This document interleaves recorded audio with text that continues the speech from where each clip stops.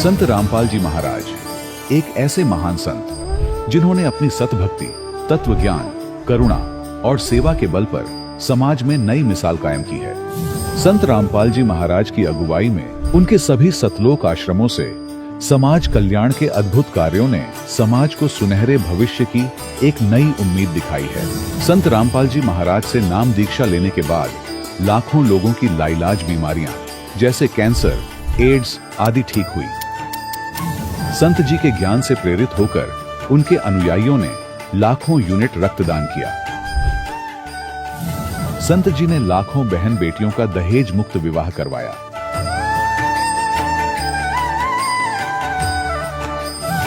संत जी ने लाखों लोगों का नशा छुड़वाया, करोड़ों उजड़े परिवार बसे। संत जी के आश्रमों में समागम के दौरान निःशुल्क नेत्र चिकित्सा, दंत चिकित्सा प्रदान की जाती है। संत रामपाल जी महाराज द्वारा समय समय पर पर्यावरण संरक्षण के उद्देश्य से बड़े स्तर पर वृक्षारोपण किया जाता है। संत जी ने जरूरतमंदों को तत्काल राहत पहुंचाने के लिए एम्बुलेंस सेवा शुरू की। संत जी अपने अनुयायियों को देहदान के लिए प्रेरित करते हैं, जिससे मानवता की सेवा और चिकित्सा क्षेत्र में सुधार हो सके। संत रामपाल जी महाराज के सभी आश्रमों में हर रोज निःशुल्क भंडारा आयोजित किया जाता है, जहां हर वर्ग, हर जाति और हर धर्म के लोग एक साथ बैठकर भोजन करते हैं।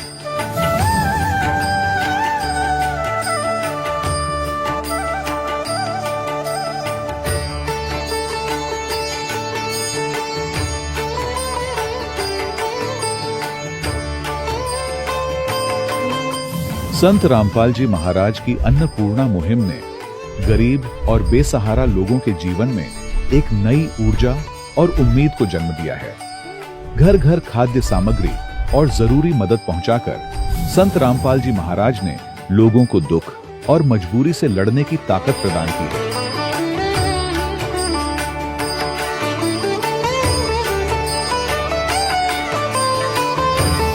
संत रामपाल जी महाराज द्वारा गरीब लोगों के लिए घर बनवाने का अद्भुत कार्य एक ऐसी मिसाल कायम कर रहा है जो सदियों सदियों संत जी की उदारता और दया भावना के तौर पर जाना जाएगा।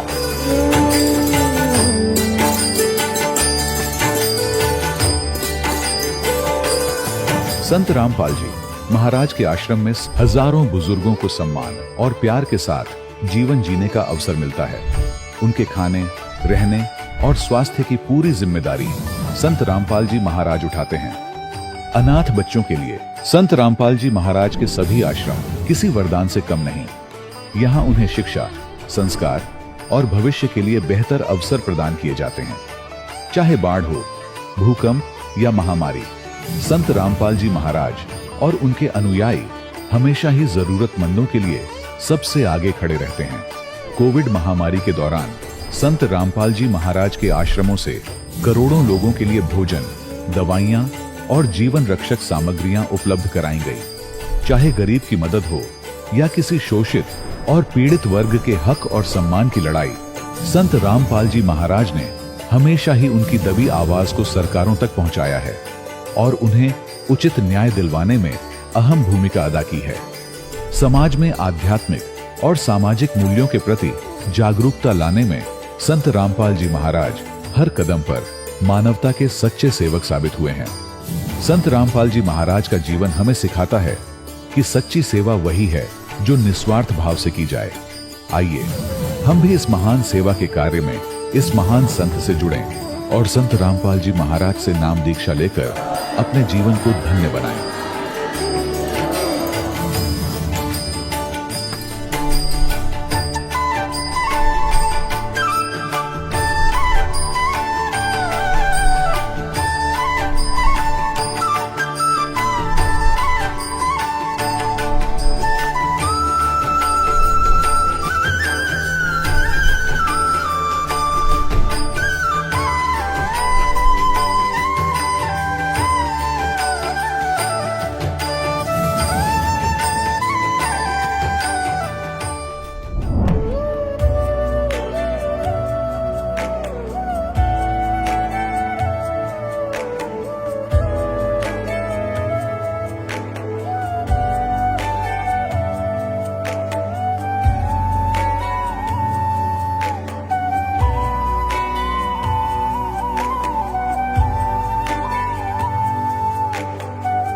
गीता में अर्जुन को स्वयं भगवान कह रहे हैं कि उस परमेश्वर की शरण में जा, उसके लिए उन संतों के पास जा जो तत्वदर्शी हो। इसी प्रकार हजरत मोहम्मद को उनका अल्लाह कह रहा है कि कोई और पूर्ण परमात्मा है, उसको पाने के लिए उन तत्वदर्शी संत की तलाश कर। वो प्रभु कौन है, ये जानने के लिए कृपया अवश्य सुनिए जगत गुरु तत्वदर्शी संत रामपाल जी महाराज के अमृत वचन। सत साहिब दर्शकों, सच्ची लगन अगर किसी व्यक्ति को लग जाए तो वह अपना सर्वस्व उसी दिशा में झोंक देता है। आज हम आपको रूबरू करवाएंगे एक ऐसे ही शख्स से जिनको सच्ची लगन लगी थी भक्ति, सेवा और पाठ करने की। जी हाँ, हम बात कर रहे हैं नवा शहर पंजाब के रहने वाले बलवंत राय जी की, जो संत गरीबदास जी के पंथ से जुड़े हुए थे। बलवंत राय जी इस भक्ति पर इतने आरूढ़ थे कि वे अपना ज्यादातर समय संत गरीबदास जी के मूल गांव छुड़ानी में बिताते थे। साथ ही शिव जी और विष्णु जी की पूजा भी करते थे। पेशे से अध्यापक होने के बावजूद इतनी भक्ति साधना करने के बाद भी इन्हें मानसिक शांति नहीं मिल पा रही थी। वो पीस ऑफ माइंड की तलाश में थे। इनकी वो तलाश संपूर्ण हुई जब इन्हें जगत गुरु तत्वदर्शी संत रामपाल जी महाराज जी के विषय में पता चला। जैसे ही इन्होंने संत रामपाल जी महाराज जी से नाम दीक्षा ली, वैसे ही उनके मन का भटकाव दूर हो गया और इन्हें मानसिक शांति का अनुभव हुआ। साथ ही इनकी आर्थिक स्थिति में भी सुधार आया और इनके गुरुदेव जी की असीम कृपा से अनेकों चमत्कार हुए। तो आइए सुनते हैं बलवंत राय जी की अनोखी भक्ति सफर की कहानी, उन्हीं की जुबानी। सर नमस्कार। नमस्कार सर। सर क्या नाम है आपका? बलवंत राय जी। बलवंत जी कहाँ से आए हैं आप? गांव चूड़पर, तहसील बलाचौर, जिला नवांशहर, पंजाब से। सर आप एक बात बताइए कि संत रामपाल जी महाराज से आप कब जुड़े? मई 2011 में। संत रामपाल जी महाराज से नाम दीक्षा लेने से पहले आप क्या भक्ति साधनाएं करते थे? संत रामपाल जी महाराज से दीक्षा लेने से पहले मैं गरीबदास महाराज जी के पंथ में, संत भूरी वाले हैं, वेदांत आचार्य चेतनानंद जी महाराज, उनसे नाम दीक्षा ली थी मैंने 99 में। सर जैसा कि आपने बताया कि आप पहले गरीबदासी पंथ से जुड़े हुए थे और संत रामपाल जी महाराज भी गरीबदासी पंथ से हैं, वो भी गरीबदास जी महाराज के बारे में ही बताते हैं। तो सर आपको ऐसा क्यों लगा कि आपको संत रामपाल जी महाराज से नाम दीक्षा लेनी चाहिए, जबकि आप पहले से ही गरीबदासी पंथ से जुड़े हुए थे? सर ये थोड़ी विस्तार में मैं बताना चाहूँगा इस बात को लेकर कि हम वहीं आश्रम में रहते थे और गरीबदास जी की जो वाणी है, उनका जो सदग्रंथ साहिब है, उनका हम पाठ किया करते थे। 2 घंटे सुबह, 2 घंटे शाम को, ये हमारी रूटीन थी। मतलब ये सालों से हम कर रहे थे, बचपन से, मतलब 3 पीढ़ी से, मतलब वही साधना हम कर रहे थे, गरीबदास जी की वाणी का पाठ करते थे। और जो मंत्र का हम जाप करते थे, ओम नमो भगवते वासुदेवाय, उसका भी घंटों घंटों हम कोशिश करते थे जाप करने की। जब और छुड़ानी भी हम बार बार जाते थे, मतलब साल में 2 बार तो छुड़ानी में मेला होता तो हम वहाँ जाया करते थे। तो एक बार हम ऐसे छुड़ानी गए हुए थे तो वहाँ किसी दोस्त ने बताया भी एक संत रामपाल जी महाराज का एक पंपलेट उन्होंने पढ़ा जिसके ऊपर लिखा हुआ था कि कौन ब्रह्मा का पिता है, कौन विष्णु की माँ, शंकर का दादा कौन है, हमको देव बताए। तो जब हम गरीबदास जी की वाणी को पढ़ते थे तो उसमें ये वाणी आया करती कि कौन ब्रह्मा का पिता है, कौन विष्णु की माँ, शंकर का दादा कौन है, हमको देव बताए। तो हम इस वाणी को पढ़ते थे, लेकिन हमें ये पता नहीं था इस वाणी के बारे में, इस सवाल का क्या जवाब है, क्योंकि ये कभी सवाल आया ही नहीं मन में। हम गरीबदास जी के पंथ में थे, पर विष्णु भगवान का हम मंत्र जाप करते थे और शंकर भगवान की साधना करते थे। शिवलिंग था, उसके ऊपर जल चढ़ाते थे। तो एक बार किसी ने कहा कि जिस संत की आप बात कर रहे हो, संत रामपाल जी महाराज की, उनका जो सत्संग है वो टीवी पर आता है। तो हमने वो सत्संग सुनना शुरू किया। हम जब वो सत्संग को सुना तो एकदम से अचंभा हुआ जब उन्होंने कहा कि कबीर साहब परमात्मा है, कबीर साहब भगवान है। इससे पहले हम क्या कृष्ण जी को भगवान मानते थे, विष्णु जी को भगवान मानते थे, शंकर को भगवान मानते थे, कबीर साहब को एक सदगुरु मानते थे कि वो एक संत हैं, सदगुरु हैं। पर जब उन्होंने ऐसा कहा कि कबीर साहब भगवान है, तो हमें इतनी हैरानी हुई इस बात की, जिस भगवान की सारी दुनिया खोज कर रही है, उस भगवान की हम रोज वाणी पढ़ते हैं, उनकी आरती करते हैं और उनका जो है हम भोग में करते हैं, सारा कुछ संध्या आरती करते हैं, और हमें इस बात का ही ज्ञान नहीं है कि ये कबीर साहब भगवान है। तो इस कारण से हमें जो हमारी वो साधना थी, तो हमने सत्संग सुनने के बाद संत रामपाल जी जो बातें बताते थे उन्हें नोट किया, सारा उनके सत्संग की रिकॉर्डिंग ली, इंटरनेट से सत्संग डाउनलोड किए, उसके बाद सुनना शुरू किया। और जब हम पाठ करते थे तो गरीबदास जी की वाणी से मिलाना शुरू किया। हम पाठ करते थे, ग्रंथ साहिब के नीचे एक डायरी रखी, उसमें सारा नोट करते गए। जो संत रामपाल जी बातें बताते हैं, क्या वो बातें गरीबदास जी की वाणी में है? तो एज इट इज वो बातें सारी की सारी उस वाणी में हमने पाई। और जो हम क्रिया कर रहे थे इससे पहले, जो हमारी साधना थी, वो बिल्कुल भी उस वाणी से मेल नहीं खा रही थी। जैसे हम हरिद्वार जाते थे, गंगा स्नान करते थे और परमात्मा वाणी में कहते थे कि पर भी लेने जात है दुनिया और हमरा ज्ञान किने ना सुनिया, और हम वही परबियां लेने जाते थे, वहां पे महाकुंभ कुंभ नहाने जाते थे और ये मूर्ति की पूजा करते थे, शिवलिंग की पूजा करते थे। ये सारा उसमें मना कर रखा था। और बार बार गरीबदास जी वाणी में भेद देते थे कि कोई वास्तविक मंत्र है, एक निज नाम है, वो खास नाम है, उस नाम की हमें जानकारी नहीं थी। हम वही मंत्र जाप कर रहे थे जो शास्त्र विधि त्याग के मनमाना आचरण था। तो जब हमने ये संत रामपाल जी महाराज का सत्संग सुना और उसे गरीबदास जी महाराज जी की वाणी से मिलाया तो एकदम से झटका लगा। तो जैसे हमारी दिनचर्या क्या थी, हम वहीं आश्रम में ही रहते थे, सिर्फ खाना खाने के लिए घर जाते थे और वापस आश्रम में आ जाते थे। तो इसके पीछे मान बढ़ाई भी बहुत थी हमारे साथ कि हम वहाँ पे जुड़े हुए हैं इतने साल से। पारिवारिक समस्याएं भी ऐसी थी कि कई पीढ़ी से चल रहे हैं, उस मतलब समाज में से निकल पाना बड़ा मुश्किल था। पर परमात्मा ने दया करी, संत रामपाल जी महाराज ने, कि ये ज्ञान हमें समझ में आ गया और ये बात मन में बैठी कि इस चौधर का हम क्या करेंगे कल को। मतलब जैसे गरीबदास जी वाणी में कहते थे कि कुकर शुकर खर कीजिएगा, छोड़ सकल बद फैला, कल को जानवर बनेंगे, पशु बनेंगे, तो ये हमारी मान बढ़ाई, ये साधना नकली जो हम करें किस काम आएगी। तो इसके कारण हमने वो साधना त्याग दी और संत रामपाल जी महाराज का ज्ञान सुना। आश्रम में जब हम गए, जब गुरुजी ने प्रथम मंत्र दिया, संत रामपाल जी महाराज ने प्रथम नाम जब दिया, तो इतना मतलब दिमाग में खटका कि हमने हजारों बार, लाखों बार गरीबदास जी के वाणी में ये मंत्र पढ़े थे और हमें ही ज्ञान नहीं हो सका कि ये वो वास्तविक मंत्र है। क्योंकि संत रामपाल जी महाराज अपने सत्संग में बताते हैं कि गुरु बिन काहू न पाया ज्ञान, जो थो था बुस छड़े किसाना। गुरु के बिना ये ज्ञान नहीं हो सकता और वो वास्तविक संत, वो सदगुरु हमें मिले नहीं थे। बलवंत जी, जैसा कि आपने बताया कि गुरु बनाना बहुत जरूरी होता है, एक मनुष्य के लिए गुरु बनाना सबसे पहली और बड़ी बात। तो सवाल ये है कि पहले ही जब आपने गुरु बना रखा था, उसके बाद आपने संत रामपाल जी महाराज को अपना गुरु बनाया, तो दोनों संतों की भक्ति विधि में आपको ऐसा क्या अंतर लगा कि आपको संत रामपाल जी महाराज जी से नाम दीक्षा लेनी पड़ी? और हम आपसे ये भी जानना चाहेंगे कि किस संत की साधना करने से आपको लाभ मिला? जो हम साधना करते थे तो हमारा आधार गरीबदास जी की वाणी थी। जो हमारा आधार था, मेन था, वो ग्रंथ साहिब गरीबदास जी का था। और जब हम अपनी भक्ति विधि को उनके साथ मिलाते हैं, जैसे हमारे जो मंत्र हैं, तो अगर गरीबदास जी ने इतनी वाणी लिखी है, इतना बड़ा ग्रंथ साहिब उन्होंने लिखा है, तो क्या ये 5 अक्षर जो है ओम नमो भगवते वासुदेवा, तो वो उसमें लिख सकते थे। तो हमने मिलाया। मतलब ऐसा नहीं है कि एक दिन में ये फैसला ले लिया, भाई आज इनको छोड़ दो वहां चले जाओ, ऐसा नहीं। मतलब 8-9 महीने तक हमने उसका खोज किया पूरा। उसमें जब देखा, मिला के देखा, तो कहीं भी ये मंत्र नहीं पाए। और जो साधना गरीबदास जी बताते थे, इन ब्रह्मा विष्णु महेश तक का जो बताते थे, इस सतलोक का जो वर्णन बताते थे, वो हमने इतने सालों में, मतलब 12 साल तक हमने वो पुरानी साधना की। तो 12 साल में हमें कभी उस ज्ञान की, जैसे कहते हैं, छींट भी नहीं लग सकी। हमें पता ही नहीं चल सका कि ऐसा भी कोई ज्ञान है। तो जब ये सत्संग सुना, उसके बाद वो भेद खुला, सारी की सारी वाणी खुल के सामने आ गई कि गरीबदास जी क्या कहना चाहते हैं, कि कौन से वो वास्तविक मंत्र हैं जिनकी वो बात करते हैं। बलवंत जी, क्या करते हैं आप? अध्यापक हूँ जी, मैं एक प्राइमरी स्कूल में टीचर हूँ। सर, आप एक शिक्षित व्यक्ति हैं और निस्संदेह आपने संत रामपाल जी महाराज को बहुत ही सोच समझकर अपना गुरु बनाया होगा। सर, हम आपसे ये जानना चाहेंगे कि कोई भी साधक होता है, वो भक्ति इसलिए करता है, वो गुरु इसलिए बनाता है, उसका उद्देश्य ये होता है ताकि उसको शारीरिक लाभ मिले, मानसिक लाभ मिले, आध्यात्मिक लाभ मिले। हम आपसे ये जानना चाहेंगे कि संत रामपाल जी महाराज से नाम दीक्षा लेने के बाद आपको क्या क्या लाभ मिले हैं? सर, जब हम गरीबदास जी की वाणी को पढ़ते थे तो उसमें एक वाणी आती थी। गरीबदास जी कहते थे कि सुख के सागर राम है, दुख मोचन होई, और पत्थर पानी प्रतिमा से तरया ना कोई।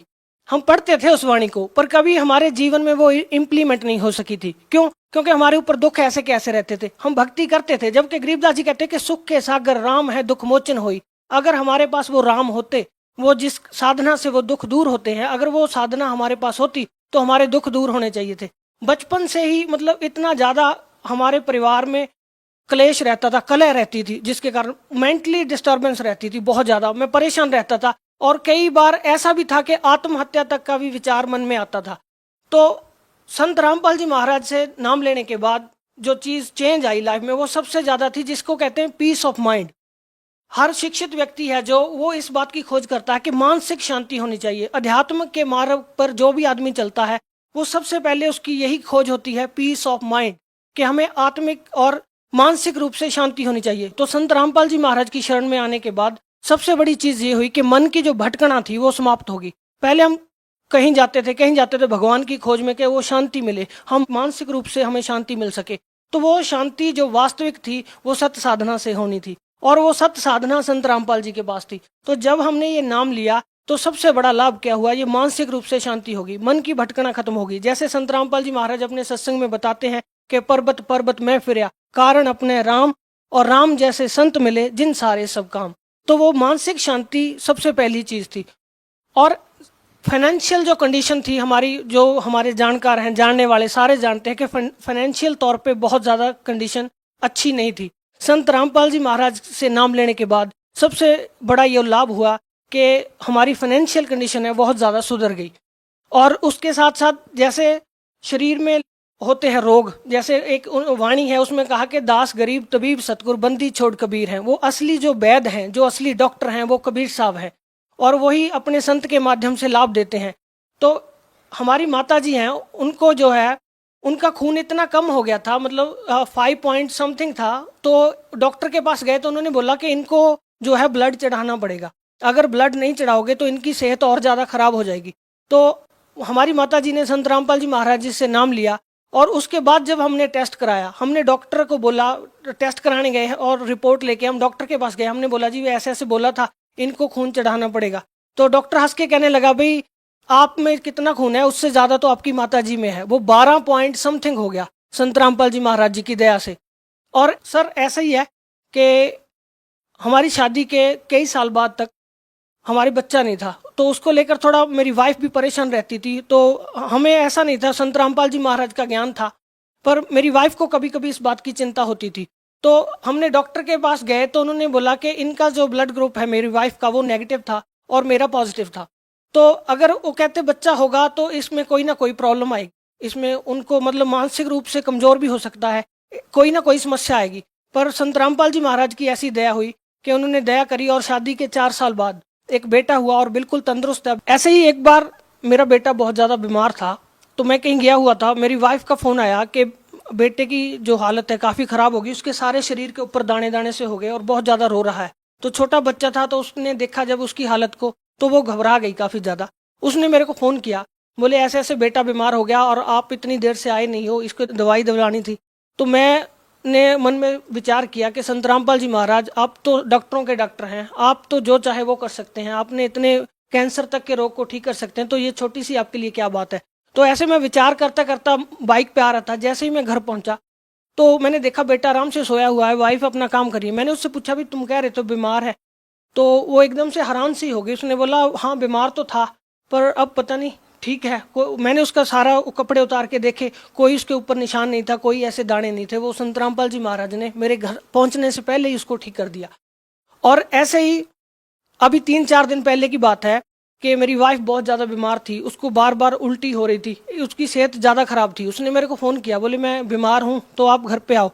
तो आ रहा था, जब मैं घर पहुँचा तो संत रामपाल जी महाराज की जो है अमृत जल की एक बोतल होती है छोटी सी, तो उसमें से उसने 2-4 घूंट पिए। जब मैं घर पहुँचा तो वो एकदम से ठीक थी।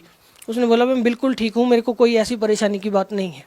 सर अगर यदि ये कहा जाए कि सभी बाबा एक जैसे होते हैं, तो आप लोगों को कैसे समझाएंगे कि संत रामपाल जी महाराज उन अन्य बाबाओं से बिल्कुल अलग हैं?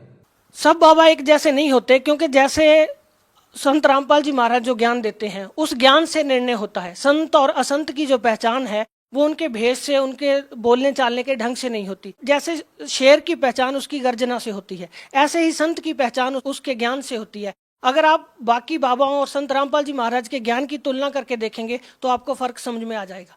सर देखिए, आप एक टीचर हैं, और अगर आप बच्चे को समझाएं कि सही गुरु कौन है और नकली गुरु कौन है, आप बच्चों को कैसे समझा पाएंगे कि वो गलत धर्मगुरु की पहचान कैसे कर सकते हैं? क्योंकि आज के समय में हम देखते हैं कि लाखों धर्मगुरु हैं, और टीवी चैनल पर जब देखते हैं तो हर रोज एक नए बाबा का पर्दाफाश हो जाता है। आप बच्चों को कैसे समझाएंगे, वो कैसे निर्णय करें कि कौन सही है और कौन गलत है? आज जो सबसे बड़ी चीज़ है वो शिक्षा है। आज का जो समय है उसमें जो शिक्षा है ये सबसे बड़ी चीज़ है। वही शिक्षा है वो संत को पहचानने का आधार बन रही है। जैसे हमने इनको पहचाना संत रामपाल जी महाराज को, अगर हम शिक्षित ना होते तो हम उन सदग्रंथों के साथ इनके ज्ञान का मिलान नहीं कर सकते थे। तो हमने क्या किया, उनके ज्ञान का सदग्रंथों के साथ मिलान किया। जो पहले संत थे जिनसे हम जुड़ते थे उनके ज्ञान का भी हमने मिलान किया। अब जब हम मिला के देखेंगे तो जो असली और नकली का फर्क सामने आ जाता है। सर भगत समाज को आप क्या संदेश देना चाहेंगे? भगत समाज को संदेश नहीं है, हमारी तो यही प्रार्थना है कि जो संत रामपाल जी महाराज ज्ञान दे रहे हैं इस ज्ञान को सुनिए। अगर आपको कोई भगत मिलता है जो ज्ञान गंगा, गीता तेरा ज्ञान अमृत उनकी पुस्तकें हैं वो आपको देता है, उन पुस्तकों को पढ़िए और उन्हें शास्त्रों के साथ मिलान करके देखिए, तो आपको जो है वास्तविक भक्ति का और परमात्मा के मार्ग का ज्ञान होगा। यही हमारी प्रार्थना है। सर धन्यवाद। नमस्कार सर। दर्शकों, अभी आपने सुने संत रामपाल जी महाराज से दीक्षा प्राप्त करके सुखी हुए भक्त के अनुभव। अब देखिए जगत गुरु तत्वदर्शी संत रामपाल जी महाराज के मंगल प्रवचन। जो मेरे ज्ञान का आश्रय करके तत्वदर्शी संत की खोज कर लेता है, तो तत्वदर्शी संत से उसको ये ज्ञान होता है, वो परिचित होता है, तो वो व्यक्ति केवल जरा और मरण से ही छूटने का प्रयत्न करता। जरा माने वृद्ध अवस्था और मरण माने मृत्यु, इन दो वस्तुओं के लिए ही वो भक्ति करता। फिर अन्य वस्तुओं की डिमांड इस गंदे लोक की वो नहीं करता। क्योंकि वो तत्ब्रह्म से यानी परम अक्षर ब्रह्म से, गीता ज्ञान दाता से, अन्य जो सुप्रीम पावर है उस ब्रह्म से और सारे अध्यात्म ज्ञान से और सभी कर्मों से वो परिचित होता है। तो पुण्यात्मा उस तत्वदर्शी संत या तो परमात्मा आए थे या फिर उन जिन महापुरुषों को वो मिले थे उनको वो ज्ञान बताया था, उन्होंने अपना अनुभव परमात्मा से प्राप्त ज्ञान लिख दिया। वो आज वर्तमान में हम उनके विचारों को समझें कि ये वही संत हैं जो भगवान से मिले थे, तो उनमें जो प्रमाण है। और वर्तमान में इस दास पर मेहर करिए कबीर भगवान ने इस यथार्थ ज्ञान के देने की, उसके बच्चों तक पहुंचाने की।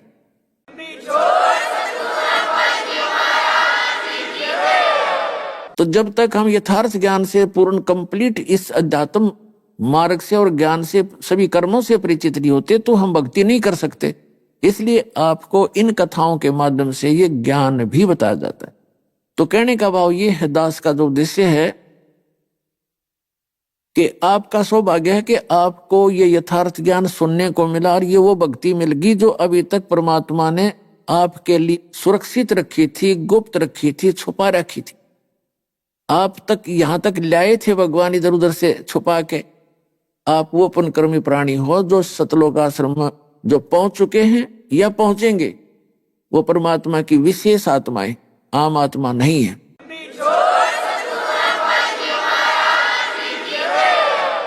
अब जो हम आगे प्रसंग चला रहे हैं उससे पहले थोड़ी ये कथा बताना चाहते हैं कि वो परमात्मा जैसे प्रारंभ दास ने बताया था कि वो अच्छी आत्माओं को मिलते हैं और उनको अपना ज्ञान देते हैं। वो किन किन को मिले?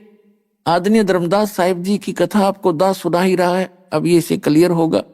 आदरणीय मलुकदास साहिब जी से, आदरणीय नानक साहिब जी से, आदरणीय दादू दास साहिब जी से, आदरणीय गरीबदास साहिब जी गांव छुड़ानी जिला झज्जर हरियाणा वाले से मिले, और आदरणीय गीसा दास साहिब जी गांव खेखड़ा जिला मेरठ उत्तर प्रदेश वाले को।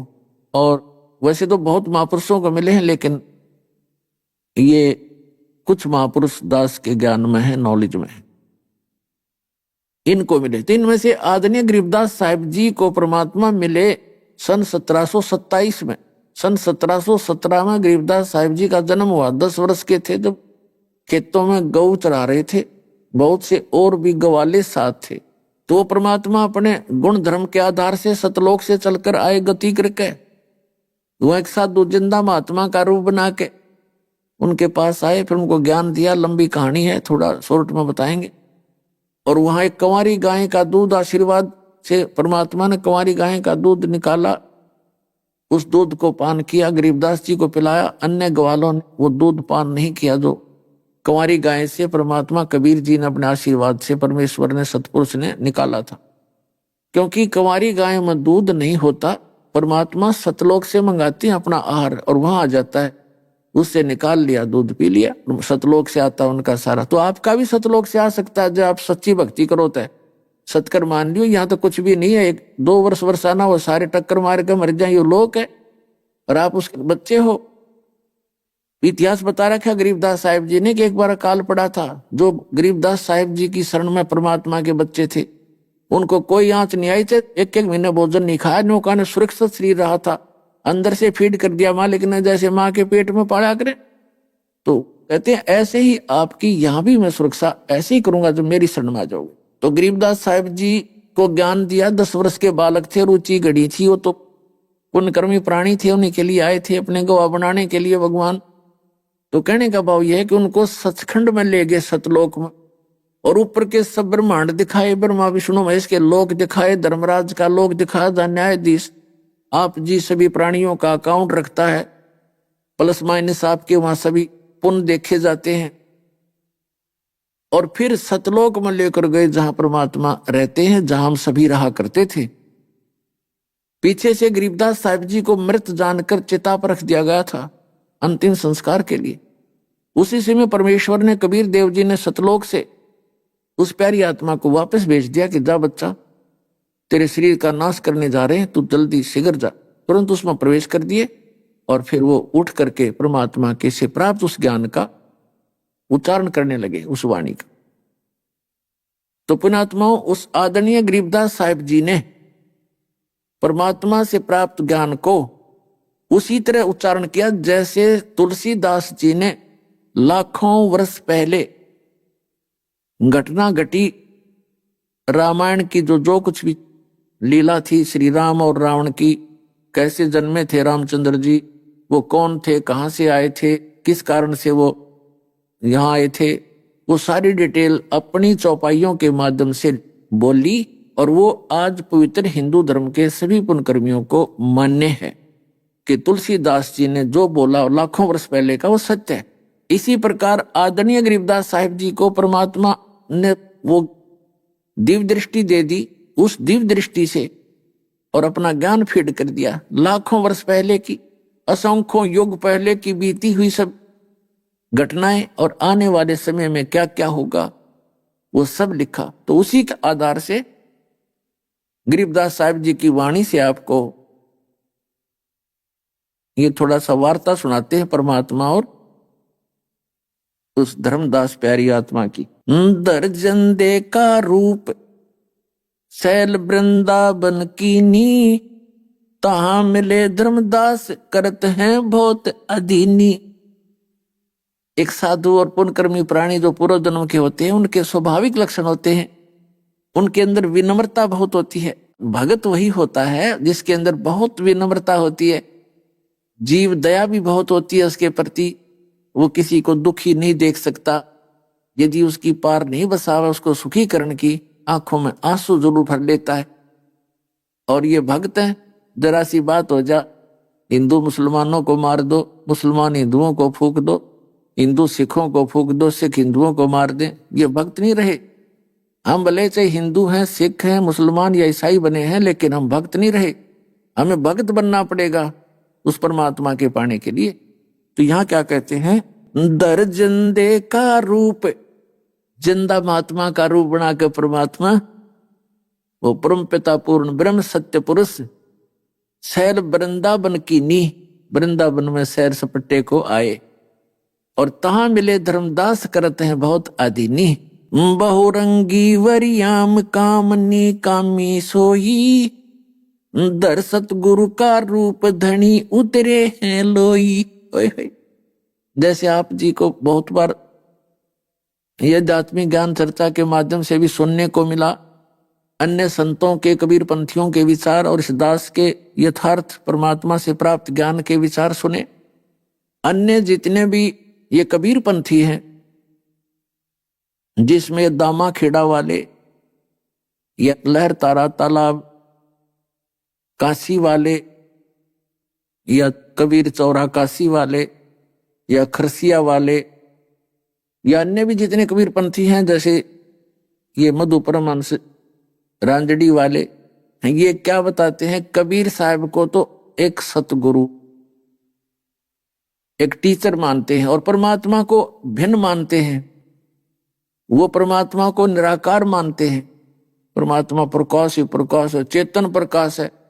हरियो मधु परमहंस थोड़ी चतुरता दिखा के अटपट न्यारी कर रहा है। सृष्टि रचना सुनाई इसने, पहले परमात्मा गोपत थे, फिर शब्द उच्चारण किया, उससे सफेद प्रकाश हो गया, उस सफेद प्रकाश में परम पुरुष स्वयं मिल गए, फिर वो अमरलोक हो गया, सतलोक बन गया। फिर वो उस प्रकाश में परमात्मा समा गए, फिर वो चेतन हो गया, वो अमरलोक बन गया। और फिर वही सार नाम, वो आदि नाम, वो सच्चा नाम, सार नाम सतपुरुष का है और सतपुरुष ही सार नाम हो गया। और कबीर साहब को भी एक सतगुरु मानते हैं। आपको कबीर सागर से भी रूबरू कराएंगे। और ये परमात्मा की प्यारी आत्मा गरीबदास साहिब जी क्या बता रहे हैं?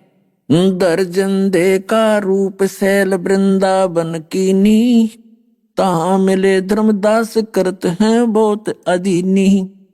बहुरंगी वरियाम कामनी कामी सोई, दर सतगुरु का रूप धनी उतरे हैं लोई। एक सतगुरु का रूप बना के कहते हो कुल धनी खुद मालिक उतरे वहां से चलकर आए हैं। यही वेद बताते कि वो परमात्मा वहां से गति करके आता, सह शरीर एज इट इज, अपने शरीर को हल्का तेज पुंज का बना लेता है, उसके प्रकाश को ऑफ कर लेता है। यही गरीबदास जी कहते कि धर सतगुरु का रूप धनी उतरे हैं लोई। धनी यानी कुल मालिक। परम उजागर ज्ञान ध्यान बहुरंगी बाना, तहां मिले धर्मदास आचार विचार दीवाना। कहते वहां परमात्मा आए और धर्मदास जी उस कर्म कांड में कति दीवाना हो रहा था, पागल हो रहा था, बुरी तरह आरूढ़ था। परमात्मा ने अपने आप को छुपाकर एक दास की भूमिका निभाकर, परमात्मा उस एक जीव को स्वामी कहते हैं कि कहीं ये बेदक ना जा और मेरी बात सुने नहीं और बात बिगड़ जा। अपने आत्माओं काल के जाल से आपको निकालने के लिए परमात्मा ने कितने छल छिद्र करने पड़ते। अब आप तो काल की भांग पी के अब मस्त हो रहे हो, अपना पता नहीं कल के बिजली गिरेगी। कौन सी भांग पी रखे हैं? कहते झूठे सुख को सुख कहे, ये मान रहा मन मोदे। मस्त हो रहा है ये सकल चबीना काल का, कुछ मुख में कुछ गोदे। कबीर ये माया अटपटी, सब घट आण अड़ी, किस किस को समझाऊं या को भांग पड़ी। कहते सबको एक जैसी भांग पे रखी है, कार कोठी चाहिए। और जो मर गए कोई बात ना, हम अभी हैं, अभी नहीं मरेंगे। जो मृत्यु को प्राप्त हुए वो भी यही अटकड़ लगाए बैठे थे, हम अभी नहीं मरेंगे। तो यहां क्या बताते हैं? हमें यहां से निकालने के लिए परमात्मा कैसी लीला करते हैं। क्या बोले? कौन तुम्हारी जात कहां से आए स्वामी, पूछे पुरुष कबीर धनी साहब नीकामी। ओए है, कहते कौन तुम्हारी जाति और कहां से आए स्वामी। मालिक परमात्मा उस धर्मदास जी को कहते हैं स्वामी जी, क्योंकि वो साधु का रूप बनाए बैठे थे। धर्मदास जी वैष्णो संत जैसी वेशभूषा किए हुए थे, तलक तलक ला के गल मांगो छाटांग के हैं, और अपना वही माला मूला कई लगा रखी थी गले में। कंठी तो अलग थी, वो और भी डाल लेते हैं कई मालाएं। तो क्या कहा? कौन तुम्हारी जात कहां से आए स्वामी, और पूछे पुरुष कबीर धनी साहेब नीकामी। नीकामी माने निस्वार्थ भाव से सबके उद्धार करने वाले।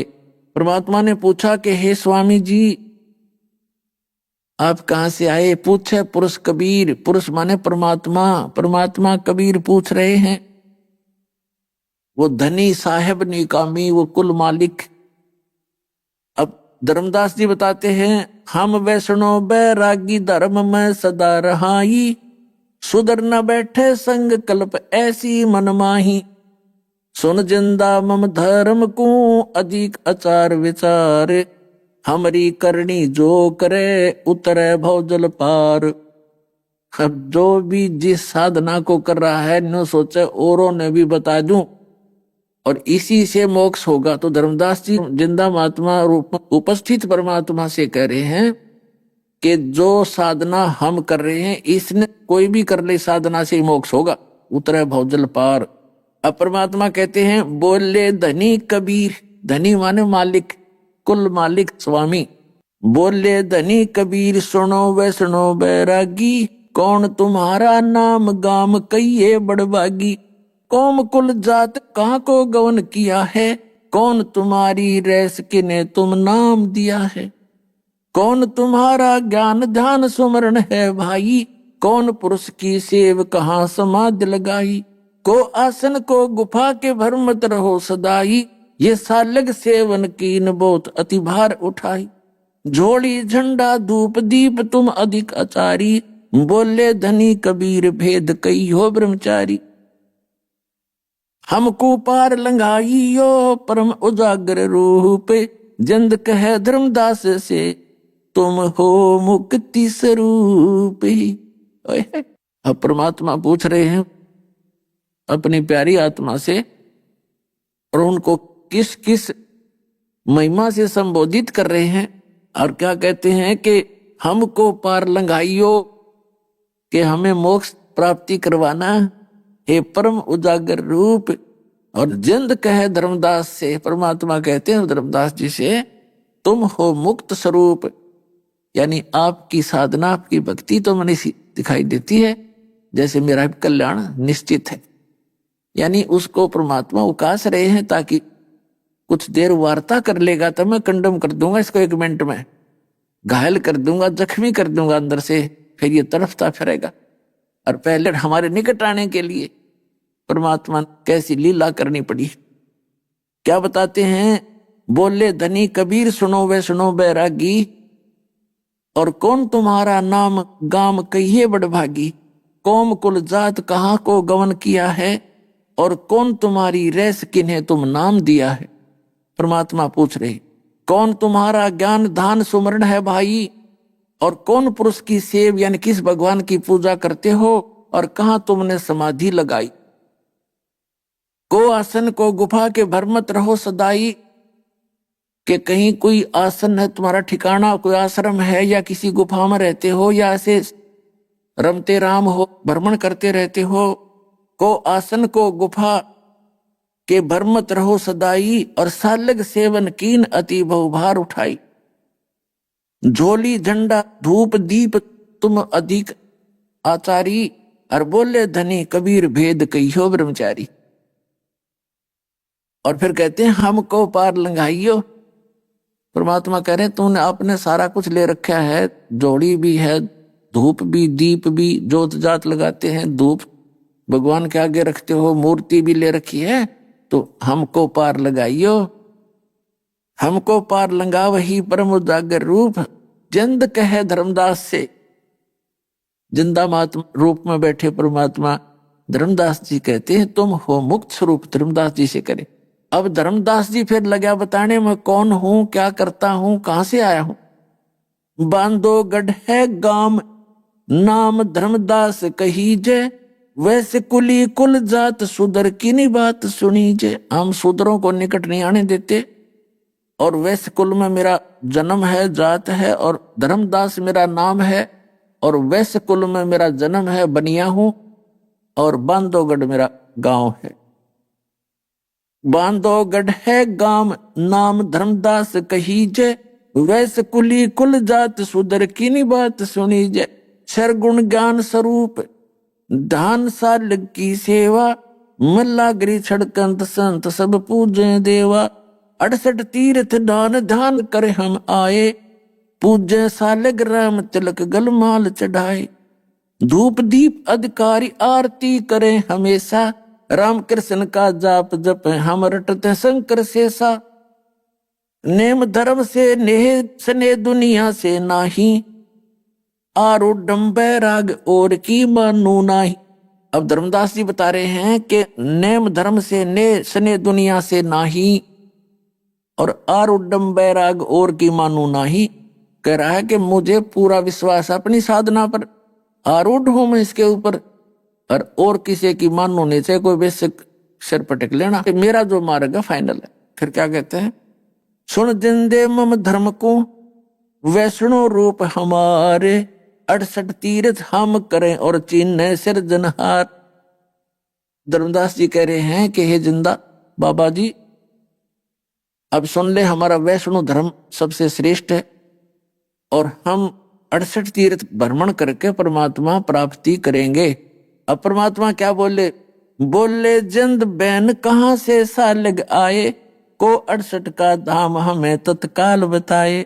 राम कृष्ण कहाँ रहे नगर वो कौन कहावे, ये जड़वंत है देवता से क्यों घंट बजावे, सुने गुने नहीं बात धात पत्थर के स्वामी, कहाँ भर में धर्मदास चीन निज पद निकामी, बोलत घटकट पूर्ण ब्रह्म धर्म आदू नहीं जाना, चिदानंद को चीन डार पत्थर पासाना, राम कृष्ण को टो गए वो धनी एक का एक, जिंद कहे धर्मदास से तुम बूझो ज्ञान विवेक।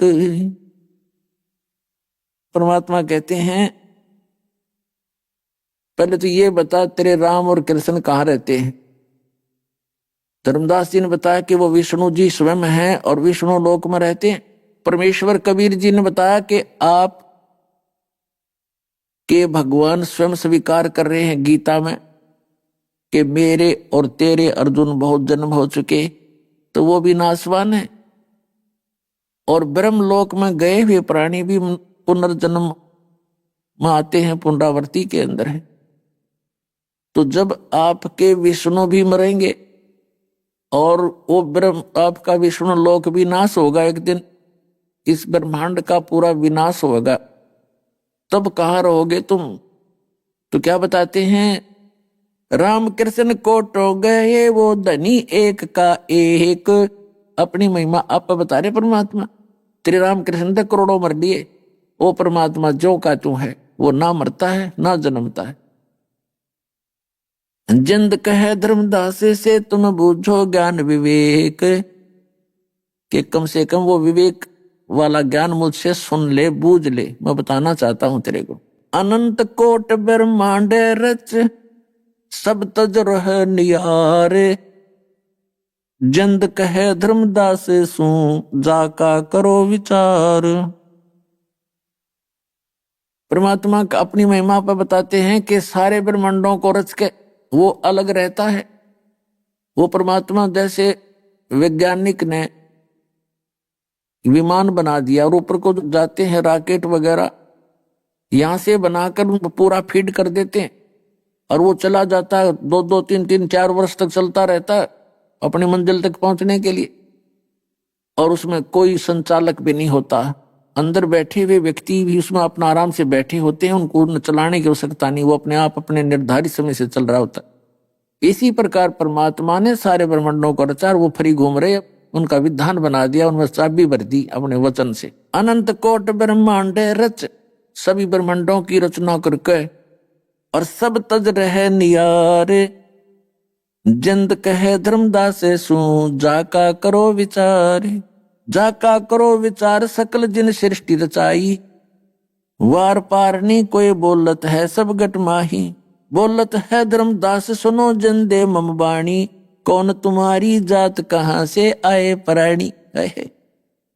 अब धर्मदास जी कहता भगवान को कि हे प्राणी, हे जीव, हे जिंदा महात्मा के रूप में बैठे प्राणी, तू कहां से आया, तेरी क्या जाति है। पुण्यात्मा, जब इस प्यारी आत्मा धर्मदास की आंखें खुली थी, टक्कर मार मार कर रो रहा था, ये भगवान हम तक कति नीच व्यक्ति हैं, हमने आपके साथ ना जाने क्या क्या व्यवहार किया, और जब से पहले हम कितने काल की भांग पी करके कैसे रिफले हुए हैं, कैसे भूले हुए भगवान को, अपने आप को सुप्रीम माने बैठे। हम भूल गए हम जीव हैं। 1 मिनट में दरग मार जा प्राणी को, अड़ते प्रधानमंत्री बन रहा हो किते, हाथ भी ना उठे। तो जीव अपनी औकात बोलकर बकवाद करता है। इस ज्ञान से जीव की अपनी औकात याद दिलाई जाती है कि तू कौन है और किसने तुझे ये गलत गाइड करके आपको भ्रमित कर दिया, जिस आप जी अपने यथार्थ उद्देश्य को भूलकर यही कि इन खिलौनों के खेलने में, इन्हीं के जोड़ने में अपना जीवन नाश कर रहे हो।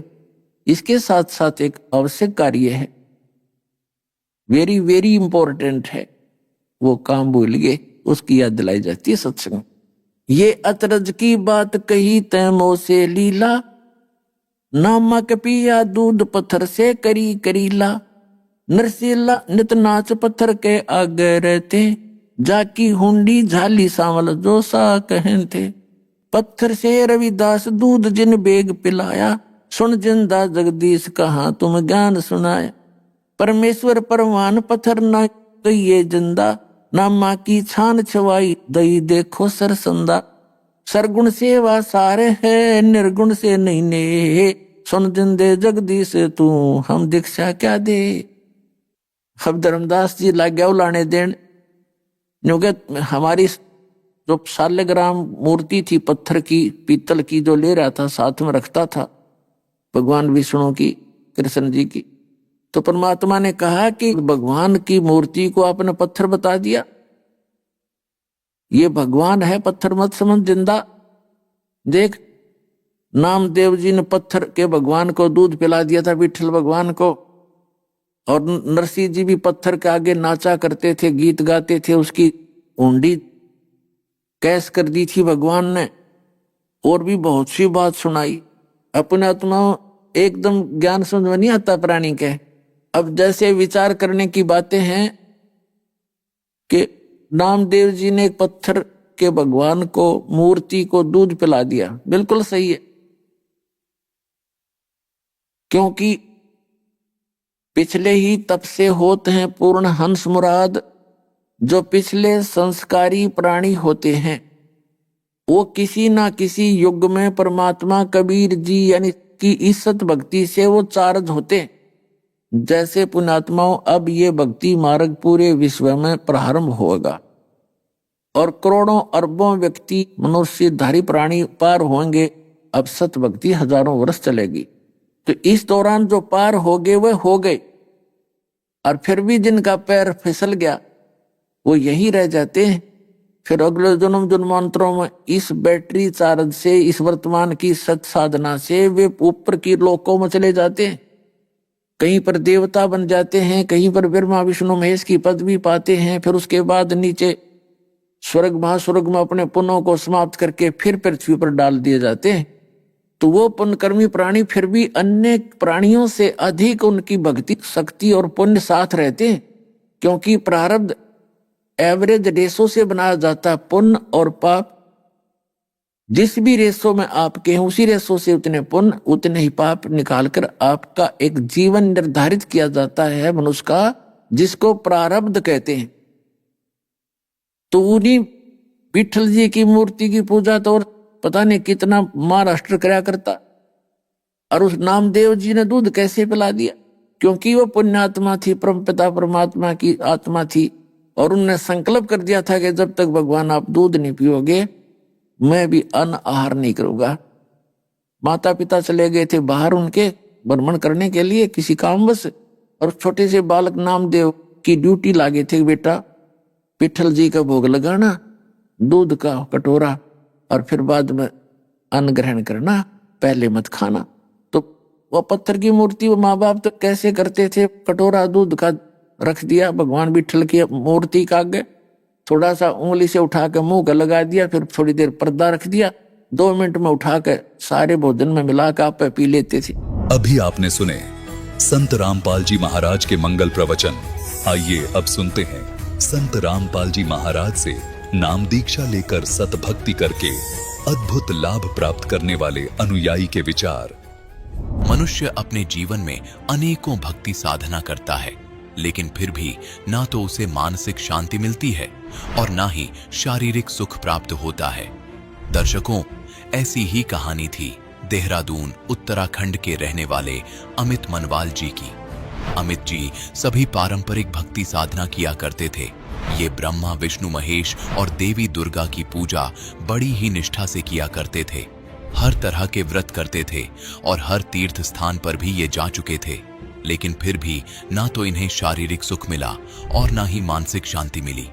लेकिन दर्शकों, आज अमित जी का कहना है कि मेरी जिंदगी तब बदली जब मुझे संत रामपाल जी महाराज द्वारा लिखित पुस्तक ज्ञान गंगा प्राप्त हुई। दर्शकों, संत रामपाल जी महाराज ने न जाने इस ज्ञान गंगा पुस्तक में ऐसा क्या लिखा है कि जो भी इस पुस्तक को पढ़ता है वह संत रामपाल जी महाराज का ही होकर रह जाता है। दर्शकों, आइए जानते हैं कि आखिर इसके पीछे की सच्चाई क्या है। आखिर अमित जी ने अपनी पारंपरिक भक्ति साधना को त्याग कर संत रामपाल जी महाराज द्वारा बताई गई भक्ति साधना क्यों अपनाई? सुनते हैं अमित जी की कहानी उन्हीं की जुबानी। नमस्कार सर। नमस्कार सर। सर क्या नाम है आपका?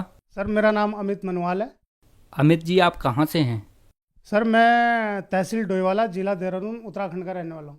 अमित जी, संत रामपाल जी महाराज जी से नाम उपदेश आपने कब लिया? सर मैंने संत रामपाल जी महाराज से नाम दीक्षा 26 जुलाई सन 2021 को ली। संत रामपाल जी महाराज जी से नाम उपदेश लेने से पहले आप क्या भक्ति साधना करते थे? सर जो आम हिंदू समाज में जो आम प्रचलन की पूजाएं हैं, ब्रह्मा जी, विष्णु जी, महेश जी की पूजा, देवी दुर्गा की पूजा, 9 के 9 व्रत रखना, शिव जी की पूजा आराधना, ये सारी आन उपासनाएं हम करते थे जी। तो फिर क्या कारण बना कि आप संत रामपाल जी महाराज जी की शरण में आए?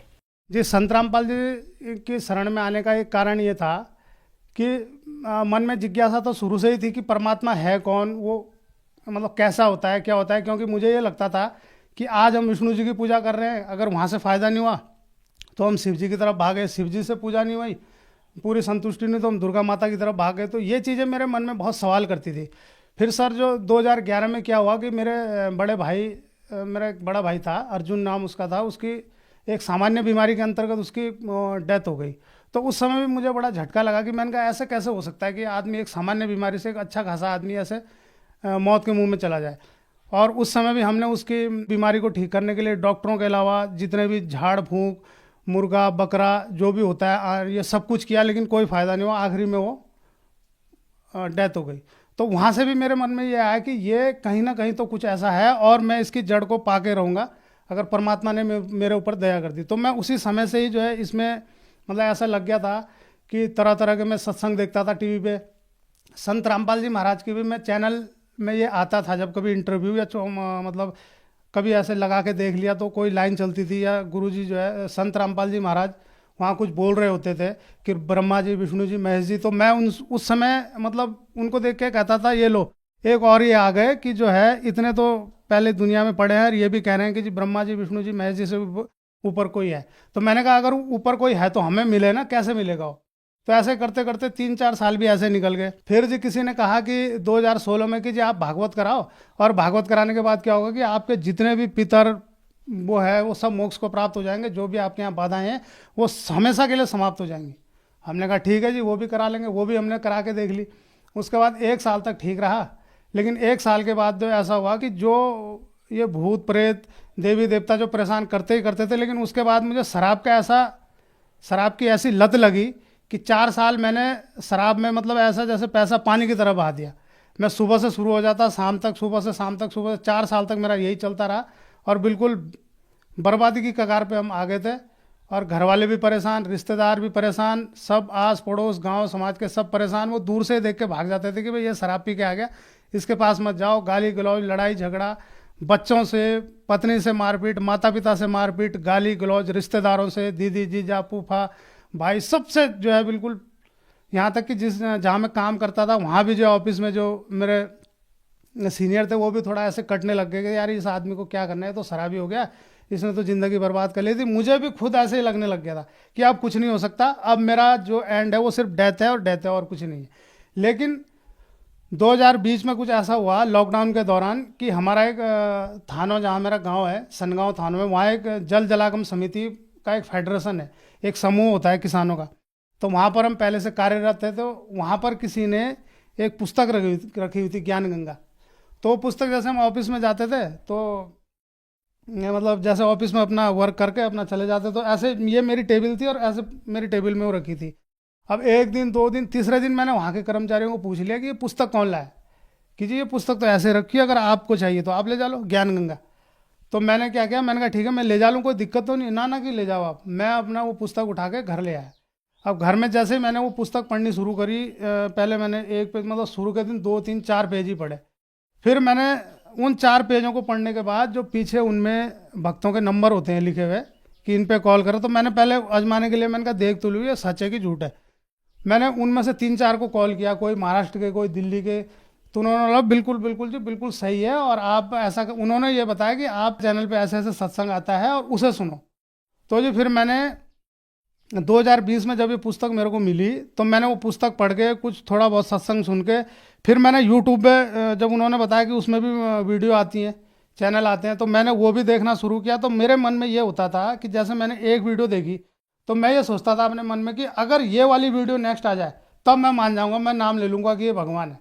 और बस मैं ये सोचता था, जैसे मैं खोलता था वही वीडियो बिल्कुल जो एक उसमें बहुत उसमें चलती है, वो जो राधा स्वामी के प्रवर्तक थे जिन्होंने 52,000 लोगों को नाम दीक्षित किया था। तो उनकी वीडियो से मैं इतना ज़्यादा इम्प्रेस हुआ था। देहरादून नामदान सेंटर बालावाला से संत रामपाल जी महाराज जी से नाम दीक्षा ली और उसके बाद विधिवत जिस प्रकार भी भक्ति साधना बताई आज तक जो है हम करते चले आ रहे हैं।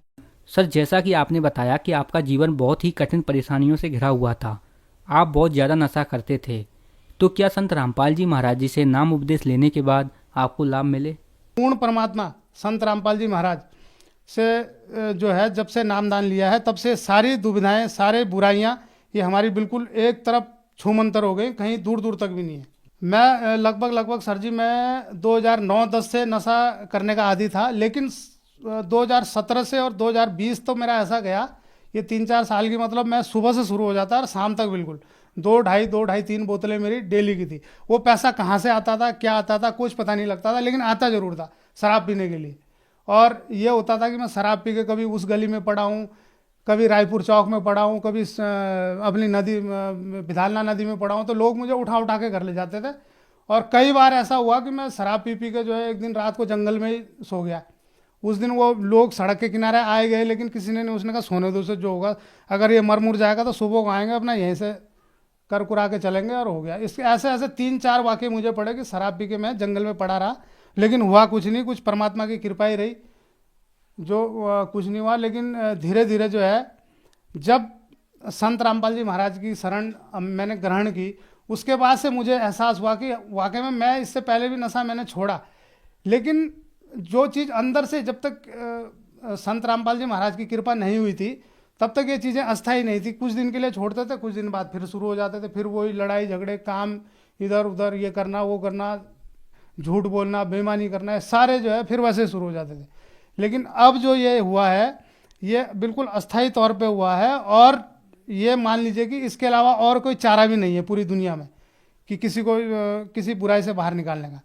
सर, आप उत्तराखंड से हैं। उत्तराखंड को देवों की भूमि कहा जाता है, और संत रामपाल जी महाराज के बारे में कहा जाता है कि संत रामपाल जी महाराज देवी देवताओं की पूजा छुड़वाते हैं। क्या ये बात सही है? बिल्कुल ये बात सही नहीं है। संत रामपाल जी महाराज देवी देवताओं की पूजा छुड़ाते नहीं, उनकी सत भक्ति मतलब उनकी भक्ति विधि तरीके सही विधि से भक्ति करना बताते हैं कि इनकी मतलब जो सही मंत्र है उनका जाप देते हैं, और जो है सही विधि से ये आडंबर से दूर करते हैं। ये जो जितने भी आडंबर होते हैं, ये कहीं पूजा डालना, ये बकरे मुर्गे मारना, घड़ियाली लगाना, ये करना, इन सब आडंबरों से रहित करके एक सामान्य विधि जो देवी देवताओं के बुलाने की है, उस सत भक्ति द्वारा सही विधि द्वारा सत भक्ति संत रामपाल जी महाराज देते हैं। जैसा कि आपने बताया कि संत रामपाल जी महाराज ब्रह्मा विष्णु महेश की सही विधि से भक्ति बताते हैं, तो वह विधि संत रामपाल जी महाराज कहाँ से लेकर आए? वो जी संत रामपाल जी महाराज, ये सब वेदों में प्रमाण है इस चीज़ का। वेदों के द्वारा जो है ये सब वेदों में जो एक 4 वेदों के अलावा एक सूक्ष्म वेद है, उसमें पूरा प्रमाण है सत भक्ति का, सही विधि जो है हमारे जितने भी देवी देवता हैं इनके सत मंत्रों का, उनसे जो है प्रमाण लेके गुरुजी बताते हैं, संत रामपाल जी महाराज बताते हैं कि इस विधि से जो है भक्ति करनी है, तभी लाभ होगा। सर, संत रामपाल जी महाराज जी से नाम उपदेश लेने के बाद आपको बहुत सारे लाभ मिले, तो संत रामपाल जी महाराज जी से नाम उपदेश कैसे प्राप्त किया जा सकता है? जिस संत रामपाल जी महाराज से नाम दीक्षा लेने के लिए चैनल पे सत्संग आता है, उस पर नीचे पीली पट्टी चलती है, उस पर नंबर है, आप किसी भी नंबर पे कॉल करके आप जब अपना नाम बताएंगे तो वो आपको बताएंगे आप किस स्टेट से हैं, वो तुरंत आपको बताएंगे भाई उस स्टेट में आपका उस जगह उस ज़िले में आपका नामदान सेंटर है, आप वहाँ पर जाएँ और नाम दीक्षा लें संत रामपाल जी महाराज। धन्यवाद सर। नमस्कार सर।